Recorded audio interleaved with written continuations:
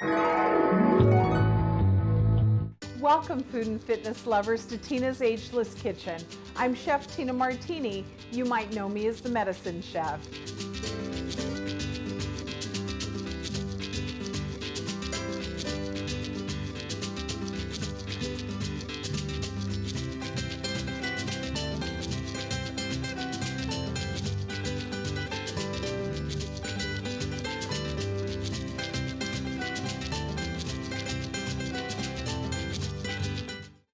Welcome, food and fitness lovers, to Tina's Ageless Kitchen. I'm Chef Tina Martini. You might know me as the Medicine Chef. Well, we've got lots of sweet fun in the Ageless Kitchen today. We're going to put a twist on the usual cheesecakes and some cocktails that fit right in with our dessert menu. So the first thing we're going to do is create a crust for a pumpkin goat cheese cheesecake. Now, normally it's all about the cream cheese, and we are going to use a little bit of cream cheese, but we're going to add a little extra of that phytonutrient boost by using some of the softened chev or the luxurious silky goat cheese. All right, so the first thing I'm gonna do, chefs, is I'm gonna make my crust. Now we're gonna do a couple different things here that may not be the norm. The first thing I have are chopped pecans, and nuts, of course, really increase our longevity. They protect our heart health, and they're really, really great for our brain. Nuts are considered brain food. So I chopped some pecans here. You could put a light toasting on it if you want, but they are gonna toast a little bit in the oven, so I wouldn't worry about it. If you've got raw, use raw. If you've got toasted, use toasted. Either will work, chefs. Here we have some coconut palm sugar, and it's one of my personal favorites, chef, loaded with minerals, which really boosts the recovery rate and our nervous system. Now the palm sugar, it's low glycemic, so it's a great choice for the diabetic. It's a great choice for all of us. We don't need all that up and down stuff with our blood sugar. It only contributes to excess fat and really unstable moods and headaches, and none of us need that. After all, dessert's supposed to make us feel good, right? That's why there's two S's, because we always want to. All right, I've got some ginger snaps here, and I'm choosing to use gluten-free ginger snaps. Now, any time that we can reduce the wheat that we're taking in, simply because wheat is so genetically modified and it's also a phytoestrogen, reducing that is a good thing for all of us. Now, I've ground those ginger snaps up, and whatever cookie you have, even if you had a popular vanilla cookie that we all know and love, you could grind that up and put it in, and it just adds a little extra crispiness to the crust, and it boosts some nice flavor. You don't want a tasteless crust. Put this gorgeous filling on, and then you've got a crust that tastes like cardboard. That's just not gonna work. So we've got our pecans, we've got our coconut palm sugar, and we've got our ground up gluten-free ginger snaps. I'm gonna use a little bit of whole grain pastry flour. And again, you could use a gluten-free flour if you wanted. Not necessary unless you are celiacs or gluten intolerant. I'm just gonna mix that up a little bit, and then we're gonna cut some cold butter in. I've cubed it up just to make it easier to work in, and we'll put that right into our bowl. Again, a little bit of a chill on it is gonna give more of a crumble and a flakiness to the crust. Now, the rule with pastry, all you pastry chefs out there, is make it cold, bake it hot. And that's how your desserts come out nice and flaky and light and crispy, just like we like them. All right, if I had a pastry cutter, that would be great, but if we don't have that special tool, we can use 2 forks. So I'm just gonna start the process here. And again, a little chill on the butter because we're following our pastry rule, make it cold, bake it hot. All right, well, this reminds me of my mom so much. She was a great baker, and I started baking with her when I was about 8 years old. So making anything like this just takes me back to the holidays and all the fun Sunday dinners that we used to do as a family, because my dad was a strict one. He liked the meat, the veg, and the starch, but no meal was complete in my house without a nice dessert.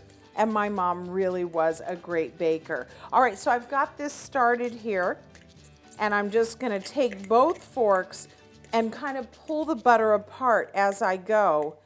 And once I get that started, I can do it my grandmother's way, and just work it in with the fingers. But you can see that it's starting to get kind of crumbly and pea-sized, and that's what we're looking for. Once it's worked in well to our crumbs and our nuts and that kind of thing, then we'll be ready to just kind of gently press it into the pan.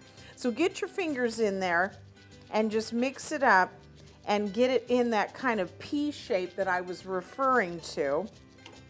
All right, now any nut would work here. Walnuts would be beautiful here, but if you've got a nut allergy or someone that doesn't care for nuts, just omit them and double your cookie crumbs. That would work beautifully. Now baking, of course, it's chemistry, chefs, and so we want to follow the recipe pretty closely, but you don't have to be so stringent and strict with yourself. After all, baking is supposed to be fun. And really, you're making a fabulous dessert. What wouldn't be fun about that? All right, so we're coming into kind of the pea size, and the butter's getting worked in here really well. You don't want big chunks of butter, because what happens is as it bakes, the butter will pool and you'll end up with grease spots in your crust where it'll be soggy and greasy and oily, and nobody wants that on their palate. All right, so we've worked the butter in, and you can see how it kind of turns into what I was referring to as that pea size, and then we can push it all together in one and move it from the mixing bowl to the springform pan. I'm going to do something a little different with my crust than most people do, and I'm going to work a little bit of vanilla into that dough.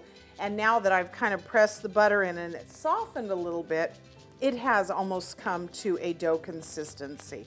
All right, so we've worked the vanilla in and we've brought it all together so that we can move it really well from the mixing bowl. Oh boy, that vanilla smells so rich and great with the butter. I mean, what's really not to love here? Okay, into the pan we go, and it's still a little bit crumbly, and that's what we want. Let's get this out of the way. Dab a little vanilla behind your ears, girls, and men just love it. All right, we're gonna put that out into our pan, just pushing from the center as always. I'm sure you remember when we've done pizza in the past and things like flatbreads, and we always work from the center of the pan out. That way you get a more even distribution and you're not trying to grab from here and there and plug holes. That's not a very professional way to do it. And in the Ageless kitchen, we wanna have fun, but we also want to practice proper culinary technique, because that makes your life so much easier in the kitchen. All right, so the crust is looking really great here, and I can't tell you how delicious the ginger snaps, the butter, the warmth and sensuality of the vanilla is really making in this kitchen. All right, well, we've got our crust nice and even in the bottom of our springform pan. I've got the oven preheated. We always want to follow the rule that everything hot is waiting for us. We're not waiting for the oven. We've got too much to do. We've got to make our creamy, yummy goat cheese pumpkin filling that's going to be a perfect partner for our pecans and our ginger snaps. Everything warm, sweet, and yummy, just like we like it in the Ageless kitchen. Chefs, hang on. I'll be right back.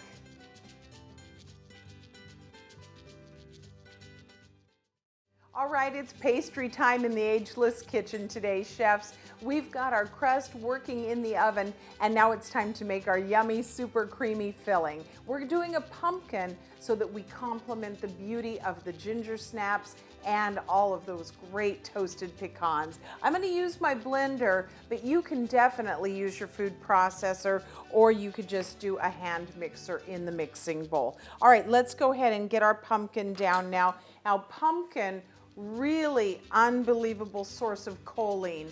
And choline is a big brain food. So we've actually got a dessert today along with our nuts and other products that we're using that helps us to keep our mind sharp throughout our life. Choline is a very, very important nutrient, and really pumpkin, not only mentioning that golden color that gives us that beta carotene for abscisic acid, and that is one of the big phytonutrient warriors in our quest for radiant health. All right, so I'm going to put that in, and you can do fresh or canned. I've got some cream cheese, and of course we want that softened. Now cream cheese, very much like sour cream and things of that nature, that not only are a great source of calcium, but they're a great source of digestive enzymes that help us to utilize our nutrients. Now here's the superstar here for digestive nutrients and digestive enzymes, and that's the goat cheese. And this is the Chev, the softened goat cheese, and it is at room temperature, so everything blends together beautifully. And you've got a nutrient powerhouse, and we're just barely getting started, chefs. I've got an egg to bring it all together and make it nice and fluffy. And again, the yolk is where a lot of the magic happens. So don't worry about the cholesterol. Again, that's kind of not so important now, and we know the truth about that. So don't worry so much about that, because the albumin in the egg white really is one of the most powerful cholesterol lifters we know of. Remember, nature knows what she's doing. So let's just let nature take care of us as we take care of her. All right, I've got some cinnamon. I've got some ginger, nutmeg. Now ginger is in a world of its own as far as phytonutrition, really a strengthener for the digestive tract, and it's a colon cleanser even in the dried form. And here we've got a dessert that's plentiful in the delicious medicine category. All right, I've got another egg white that I'm gonna add in just to get kind of that frothy, fluffy, almost a meringue-like texture. And then I've got some coconut palm sugar here, just like we used in our crust. All right, so that's all great and ready to be whirred up. So you're just gonna get that started on a slow speed, and then we'll scrape it down and keep it blending really well until it's nice and fluffy. You're really wanting to let the eggs work their magic as the leavening in our cheesecake. So I'm just gonna increase the speed a little bit. And you can see how it's starting to blend really well and get almost that light souffle texture. Beautiful. Let's scrape that down just really quick, and that is one of the most important things that you can do when you're working with pastry, mixing a cake mix, or anything that you're working with that has multiple ingredients. You really need to take the time to scrape down the vessel that you're mixing in.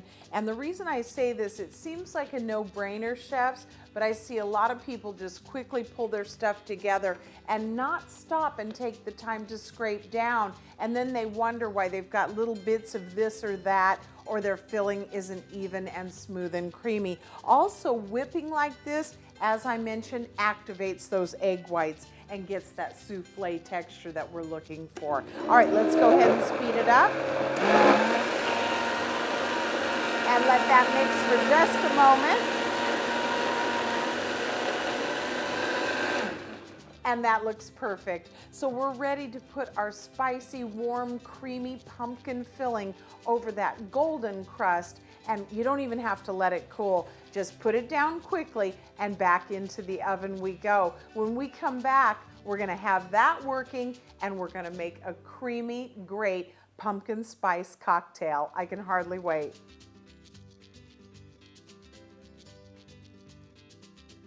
All right, we're moving on, chefs, to a different crust now for our chocolate goat cheese cheesecake. Oh my gosh, I'm just in cheesecake heaven today, and I hope you are as well.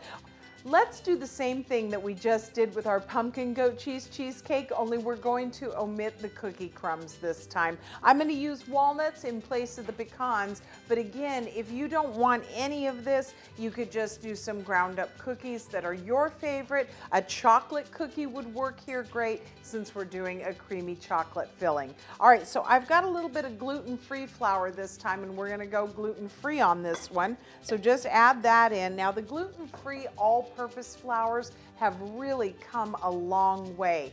If you're practicing a gluten-free nutrition program, choose your favorite blend and use that. Now I've got the ground up walnuts here. Walnuts, wow, Dr. Andrew Weil just really can't say enough good about walnuts. And Dr. Weil, if you're not familiar, is a Harvard-trained MD that teaches all the fabulous phyto facts like I do. I just love Dr. Weil, and he talks a lot about walnuts in his research and his work. And what we find here is a really great absorbable, highly effective omega-3 fatty acid chain here. However, there's one thing I want to share with you about walnuts, and that's that they're very high in omega-6 as well. We've got 3, 6, 9, 11, and 13, and we need all of them to a certain amount.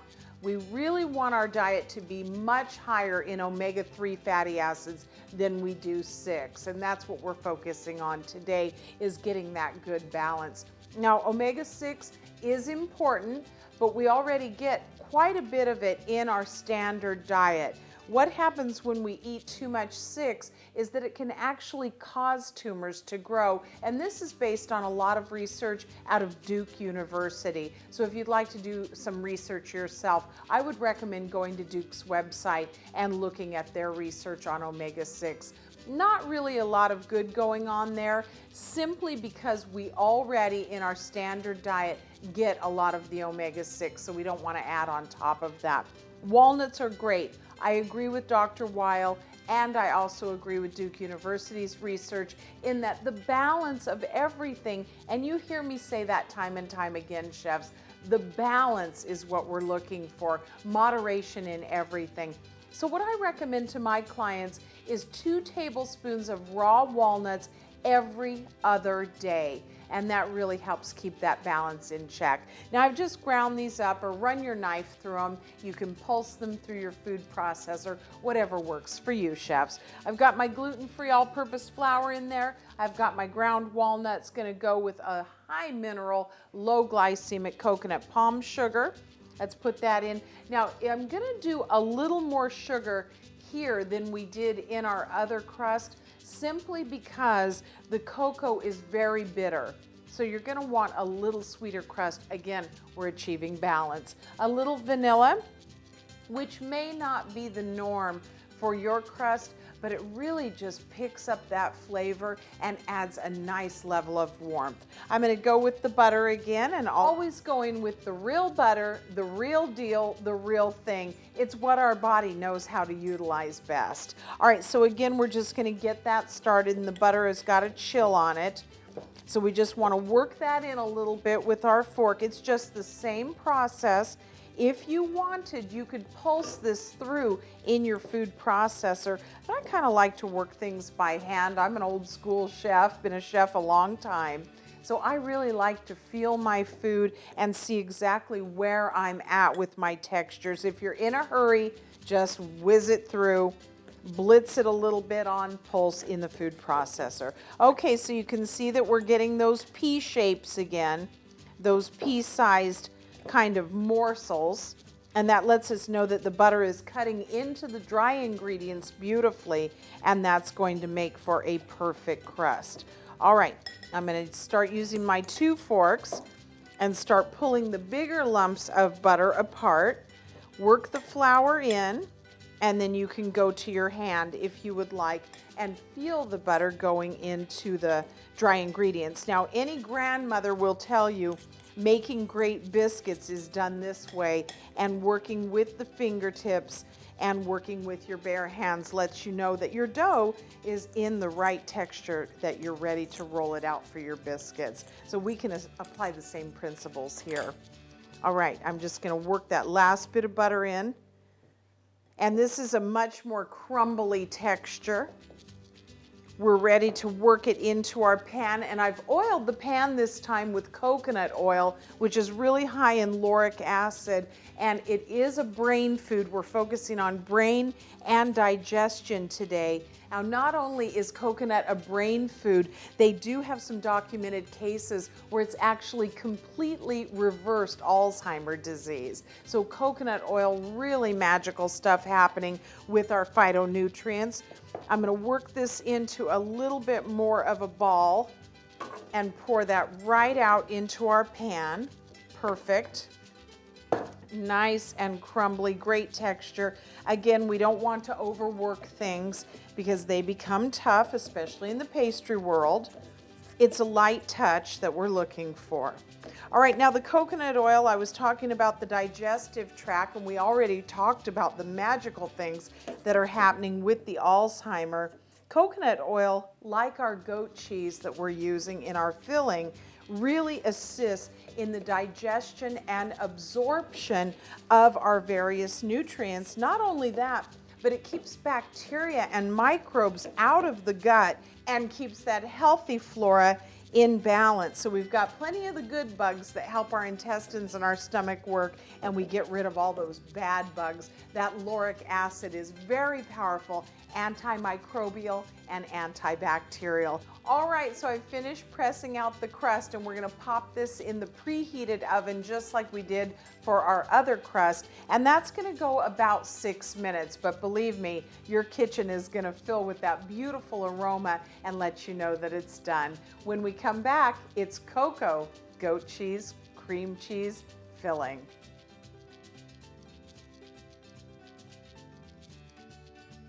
All right, we're back, and it's dessert day in the Ageless kitchen, and wow, one of my favorite things, cocoa with goat cheese. Now, I'm kind of a bitter, I like snappy things like vinegar, and so that kind of thing appeals to me. You may want to make it a little sweeter, but I don't think it really needs it because we've got that sweetness and that nuttiness of the crust. So I'm thinking that we're just going to use a little bit of honey this time instead of our coconut palm sugar, and just get a more earthy feel to that cocoa and let that shine on its own. All right, everything into the blender again, just like we did with the pumpkin one. You can use your Blitz blender if you've got a little stick blender, or you can use your food processor. I'm going to put the softened cream cheese in first. And again, it's just the same as we did with the pumpkin. So this is giving you kind of a guide to do whatever flavor of filling you like, chefs. A little softened goat cheese, our friend with a great source of calcium, as well as all those great healthy enzymes to help our body do its work. And then I've got some dark cocoa powder. Now, I do use the organic non-alkali cocoa powder. Whatever you've got in your pantry, please use it up. And then the next time you purchase, get the non-alkali cocoa powder. It's just a little better. Alkali can really throw the balance of our calcium uptake out of whack.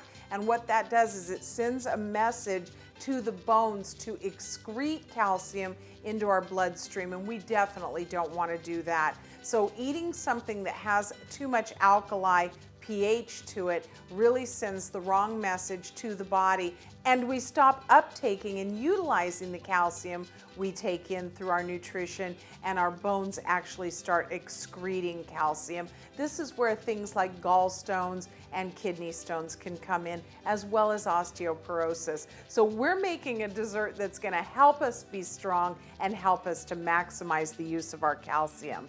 Now, I've got some amber honey here, and any one will do, again, that you have. Dark is really rich and nice. A light orange blossom would be wonderful here. A floral hint would actually add a lot of depth to the cocoa. The researchers are telling us now that there is a cure for cancer in honey, and they're looking for it. But what we need to know is not all the details, but the fact that nature provides everything we need to keep ourselves in radiant health. And the bees are just a magical creature on their own. So be sure to plant flowers and things that attract the bees to your garden so that they can continue to contribute and do their part to make us healthy. Now, the honey is loaded with antioxidants, and I'm sure this is where the researchers are looking for all of that anti-cancer magic that the bees provide to us. An egg going in, and of course, always working with the grain-fed, naturally wandering, doing chicken things, chickens. You definitely want to use the free-range chickens as much as you can, and use the chickens that do chicken things and live chicken lives. And I know that sounds silly, but healthy, happy animals provide much more nutrition for us and make us much healthier and happier if we're going to indulge in that kind of nutrition program. I've got a little bit of sea salt here. Now, sea salt is perfect with our baked goods because it actually lifts the sweetness, and the salt is going to add a little bit of punch to our cocoa and our cheeses. All right, let's blitz that up. Starting on slow as always. and just letting that all mix in. And again, we're going to increase that leavening possibility of the egg fully engaged so that our cheesecake is not dense and hard. It's more light and fluffy like a souffle on our palate. All right, let's kick it up.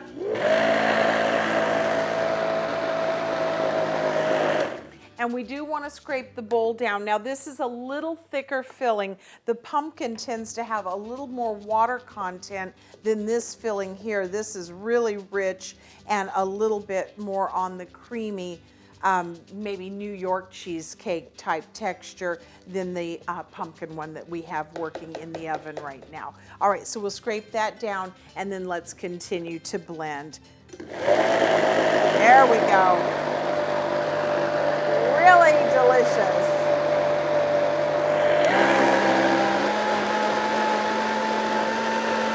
I can't wait. Oh my goodness, I'm so excited. All right, let's take this off and look into the blender and see what's happening, just to make sure that our cocoa powder is worked in. And it looks fabulous. If there wasn't a raw egg in here, I'd start eating, chefs. I wouldn't be able to wait for the crust. All right.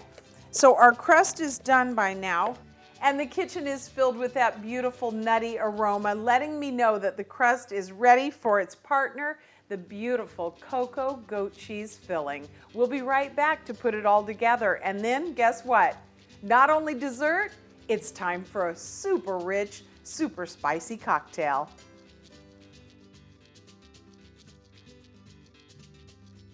All right, well, it's been a really great day full of yummy, creamy things in the Ageless kitchen. We did our pumpkin goat cheese on a ginger snap pecan crust. We've got our cocoa goat cheese here with our walnut crust. You're gonna put your spin on it, chefs, but we're gonna top it all off with a really creamy, delicious drink that's gonna pair equally with either of our desserts or both.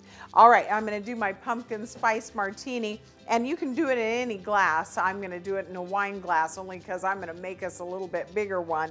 Now, I'm gonna load my shaker with some ice, and you don't need much, but you do need some good solid ice cubes because we're gonna do a technique called to roll. And I'm gonna explain the point of that in just a moment. Let's go ahead and get our ingredients in. All right, I've got the vanilla vodka. I've got the butterscotch schnapps. I've got a creme de cacao. And I've got a cinnamon schnapps. I know, sounds really weird, but wait until you taste it. I'm gonna go ahead and put in a pumpkin spice liqueur, and you can find that at any specialty beverage store, especially around the holidays. I'm gonna do just a pinch of nutmeg, Mother Nature's antibiotic. And then let's go ahead and put a special rim on our glass just to kind of pair and sew all of those flavors together in our menu. I've got a little coconut oil, and I'm just gonna rub that on the rim of the glass, and fingers always work well. And that's all right, we just get a little bit of that coconut oil in there. Just another healthy benefit going on our glass. We love the coconut oil. And then what I'm doing is just dipping the rim of the glass in the ginger snaps. And that's gonna give just a nice bump of that ginger warmth and flavor. Okay, we're gonna roll. We've got our glass ready. Oh, let me pop my half and half in. I forgot about that. That's our creamy part of our drink. So I'm gonna put a couple ounces of half and half in. Now, we're not gonna shake like we normally would.